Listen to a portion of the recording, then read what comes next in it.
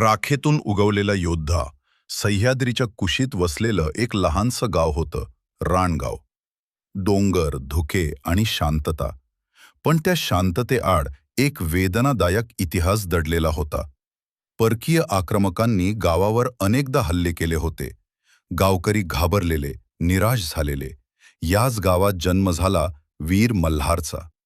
मल्हार लहानपणापासूनच वेगळा होता. इतर मुलं खेळात रमायची, पण मल्हार तलवारबाजी, कुस्ती आणि घोडेस्वारी शिकायचा.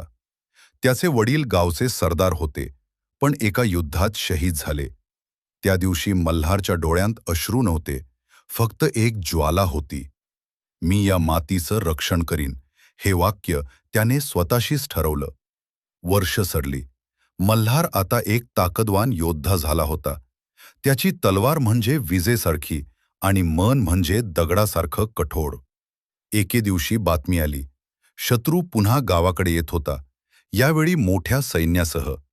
गावात घबराट पसरली, पण मल्हार शांत होता.